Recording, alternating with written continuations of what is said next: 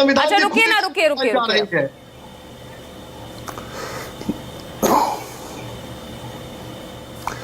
देखिए मनीष जी कर्नाटक का जिक्र कर रहे हैं, बार बार कह रहे हैं कि राजीव मानस ने नहीं बोला, चूंकि ये आज की डिबेट उत्तर प्रदेश के लिए थी, पीडीए की थी और भाजपा जिला अध्यक्षों पे थी, इसलिए हमने उत्तर प्रदेश के बारे में चर्चा की। जहां तक कर्नाटक में मुसलमानों को आरक्षण सुन लीजिए ना, मनीष जी तू मैंने वाला शो नहीं है ना ये, प्लीज। अरे भाई सुन तो लीजिए, कर्नाटक की बात सुन लीजिए।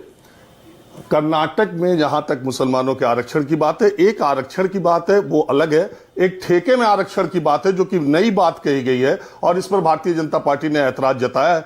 मुझे यह लगता है कि इस फैसले को कोर्ट में चुनौती दी जाएगी। ठेके में आरक्षण शायद कोर्ट में यह फैसला कर्नाटक सरकार का टिक भी न पाए, मुझे ऐसा लगता है, क्योंकि यह नया हुआ है। जहां तक कर्नाटक में मुसलमानों को आरक्षण देने की बात है, अगर आप इसके इतिहास में जाएंगी पूजा, तो कर्नाटक में मुसलमानों को आरक्षण देने का फैसला जिस आदमी ने पहली बार किया वो मोदी सरकार में उनके बेटे कुमारस्वामी कैबिनेट मिनिस्टर है। यह फैसला देवेगौड़ा सरकार का है। पहली बार अगर कर्नाटक में किसी ने आरक्षण दिया तो देवेगौड़ा ने मुख्यमंत्री रहते हुए किया और उनके बेटे कुमारस्वामी मोदी सरकार में कैबिनेट मिनिस्टर है, ये सबको पता है। और अभी कर्नाटक का जो पिछला विधानसभा चुनाव हुआ था उसमें भारतीय जनता पार्टी के पूरे कार्यकाल में वो 4% चलता रहा था। बाद के समय में उसको खत्म किया गया और कहा गया कि इसमें से 2% वो कलिंगा और 2% लिंगायत को दिया जाएगा। ऐसा नहीं है कि भारतीय जनता पार्टी की सरकार में आते ही के साथ 4% खत्म हो गया। तो ये कर्नाटक। दूसरी बात, कर्नाटक में मुसलमानों का आरक्षण का मामला कई बार कोर्ट में गया है और कोर्ट में जाने के बाद वो लागू होता भी रहा, रुका भी, लागू भी होता रहा। इस फैसले को भी, यह भी फैसला पूरी तरह से वोट बैंक आधारित है और इस फैसले को भी कोर्ट में चुनौती दी जाएगी। और आरक्षण का मामला तो मुझे नहीं मालूम, लेकिन ये जो ठेकों में आरक्षण का मामला है, ये मुझे ऐसा लगता है कि इसका अगर आप आरक्षण का पूरा ट्रैक देखिए पीछे, जो सरकारों ने कोशिश की है देने की, और जिस तरह से कोर्ट ने उस पर रोक लगाई है, मुझे नहीं लगता कि ठेकों में आरक्षण का कांग्रेस सरकार का यह फैसला कोर्ट में टिक पाएगा। ठीक है, बोलिए 10 सेकंड मनीष जी। देखिए, मैंने तो इस बात की चर्चा इसलिए की कि तमाम इशू उठाकर आपने कहा कि भारतीय जनता पार्टी धर्म आधारित राजनीति करती है। हमने होली में उत्तर प्रदेश में अखिलेश यादव, में खुलेआम कह रहा हूं कि समाजवादी पार्टी की मंशा थी कि कोई गड़बड़ी हो, हिंसा हो और उनको राजनीतिक रोटी सेकने का अवसर मिले। सरकार ने चुस्त दुरुस्त व्यवस्था की, आज उसकी बात होनी चाहिए। हमने शुक्रवार की नमाज भी अदा करवाई और होली भी हर्षोल्लास पूर्वक उत्तर प्रदेश में हर्षोल्लास पूर्वक मनाई गई। और इसी उत्तर प्रदेश में 2013 में शुक्रवार को होली और शुक्रवार एक साथ पड़ी थी। अखिलेश यादव ने 11 बजे होली बंद करवा दी थी।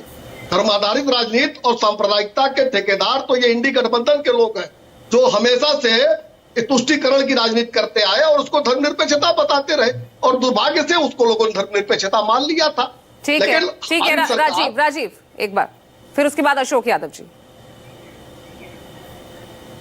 देखिए मनीष जी, होली पूरे देश में शांति से बीते, हर बार बीते, होली बीते, ईद बीते, ये सब मानते।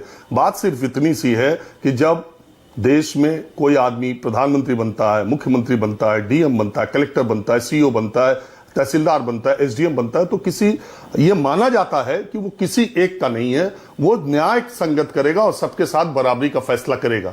एक सरकारी अधिकारी जब ये बयान देता है कि 52 जुमा पड़ता है और एक होली पड़ता है और रंग से अगर आपको नफरत है, आपको दिक्कत है, तो आप घर में पैदा हो जाइए, तो वो संकेत देता है कि वो एक तरफ झुका हुआ प्रतीत दिखाई देता है। इस पर ऐतराज होना चाहिए। और ऐसे अधिकारी का बयान अगर मुख्यमंत्री किसी प्रदेश का ये कह के कहते हैं कि वो तो पहलवान है, उसके बोलने का तरीका है और उनकी बात में हाँ मिलाते हैं, तो एक बड़ा वर्ग जो आपके साथ रह रहा है उसको ये लगता है कि अगर कहीं कुछ हुआ तो हमारे साथ पता नहीं न्याय होगा कि नहीं होगा। ये जुबान तो इस तरह से है जो एक तरफ झुकी दिखाई देती है। उत्तर प्रदेश का मुख्यमंत्री जब तक सरकार चुनाव नहीं है, और चुनाव के समय वो पार्टी का मुख्यमंत्री हो सकता है, लेकिन जब उत्तर प्रदेश का कोई मुख्यमंत्री, चाहे कोई भी हो, वो 18-20 करोड़ जनता का मुख्यमंत्री है, उसे ऐसा होना चाहिए कि वो सारे 20 करोड़ लोगों का रिप्रेजेंटेटिव है और वो सारे 20 करोड़ लोगों में से किसी के साथ अन्याय, किसी के साथ भेदभाव या एक तरफ झुका हुआ प्रतीत नहीं होना चाहिए। लेकिन अब आज राजनीति का दौर दूसरे तरह का है, अब वो बातें खत्म है। मैं तो हमेशा कहता हूं कि पहले विपक्ष के लोग ये कहते थे कि मजबूत विपक्ष के लिए हमें वोट दीजिए। वो जानते थे सरकार में नहीं आ पाएंगे, कांग्रेस इतनी मजबूत थी, तब भी वो जनता से जाके कहते थे कि मजबूत विपक्ष के लिए हमें वोट दीजिए। लेकिन अब दौर यह है कि हर राजनीतिक दल सिर्फ सत्ता केंद्रित और चुनाव केंद्रित राजनीति कर रहा है। बिल्कुल, और उसमें देखिए वही स्थिति तो पूरे विपक्ष के लिए हमें नजर आ रही ना अशोक यादव। आप 85-15 की, आप पीडीए की बात करते हैं, अब सत्ता पक्ष उसी की काट निकालने की कोशिश करे तो आप उन्हें 30 मार खा कहते हैं। आप कहते हैं कि जो मुख्य मुद्दे हैं उनसे भटकाने की ये कोशिश की जा रही है।